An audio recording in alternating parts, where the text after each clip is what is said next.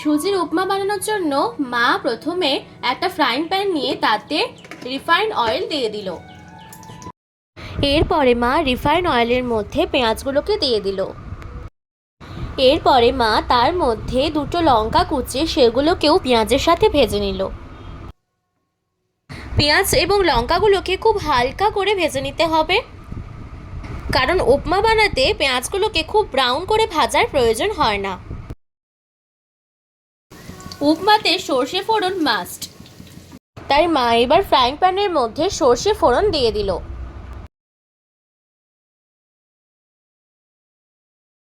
এরপরে কিছুটা পরিমাণ মুগ ডাল ও রিফাইন্ড অয়েলের মধ্যে ভালো করে ভেজে নিতে হবে সমস্ত কিছুর সাথে।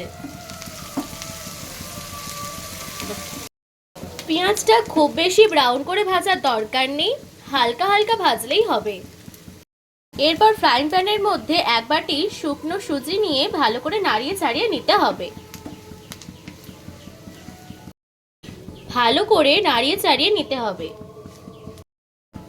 সুজির উপমা বানাতে তেল আর পেঁয়াজের পরিমাণটা একটু বেশি লাগে, যাতে সুজির উপমাটা ঝরঝরে হয়, গায়ে লেগে না থাকে।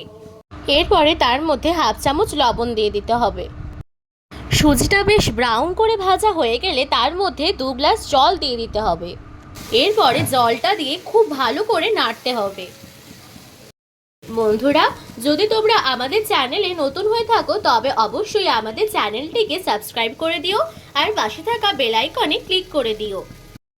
ফেসবুক প্রোফাইল থেকে দেখলে ফেসবুক প্রোফাইলটিকে অবশ্যই ফলো করে দিও। ভিডিওটি ভালো লাগলে অবশ্যই লাইক করো, বন্ধুদের সাথে প্রচুর প্রচুর শেয়ার করো, আর কেমন লাগলো রেসিপিটি তা কমেন্ট করে জানিও কিন্তু।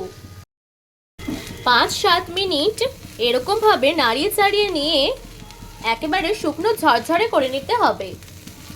মূলত তামিলনাড়ুর খাবার অর্থাৎ দক্ষিণ ভারতের খাবার, কিন্তু এখন বাঙালিদের মধ্যেও খাবারটি বিশেষ জনপ্রিয়তা লাভ করেছে। আর তো সুজির উপমা খেতে ভীষণ ভালো লাগে। মা এরপরে একটা বাটির মধ্যে সুজির উপমাটা ঢেলে নিচ্ছে।